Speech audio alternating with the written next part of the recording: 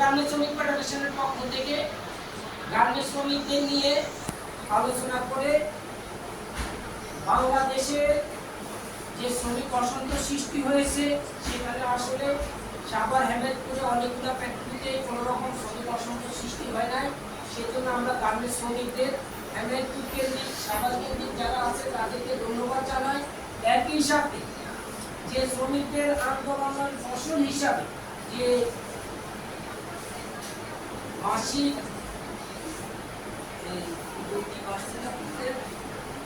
হাজিরা বোনাস, শ্রমিকদের যে হাজিরা বোনাস বাড়ছে, আমরা দাবি জানাবো যেন এই শ্রমিকদের হাজিরা বোনাসটা বাড়ে। একই সাথে তাদের যে টিফিন বিল আসলে খুবই নগণ্য, এটা 15 টাকা, 20 টাকা, 25 টাকা, একটা কলাই এখন 15 টাকা, একটা রুটি 20 টাকা। তো এই যথাক্রমে এই সামান্য একটা টিফিনে একজন শ্রমিক কাটতে 10 টাকা পর্যন্ত কোনোভাবেই রাস্তা করে দিতে পারে না। আমরা মনে করি একজন শ্রমিকের পর্যাপ্ত টিফিনের প্রয়োজন, একজন শ্রমিক সুস্থ থাকলে সে ভালোভাবে কাজ করতে পারবো, এই আহ্বান রাখি।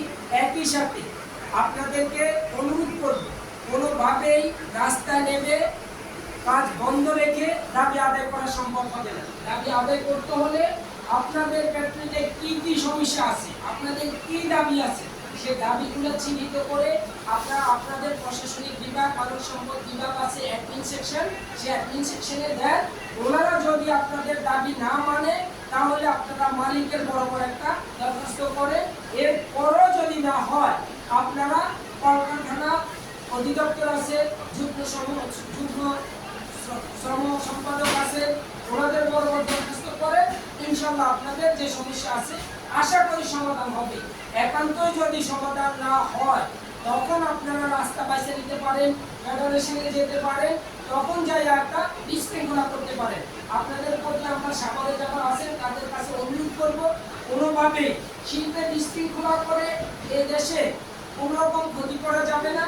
এমনি বাংলাদেশে শিল্পের যে সমস্যাগুলা সেগুলোর সুযোগ ভারত, শ্রীলঙ্কা, মায়ানমার, ভিয়েতনাম সহ এরা নিয়ে আমাদের শিল্পকে ধ্বংস করার চেষ্টা করতেছে।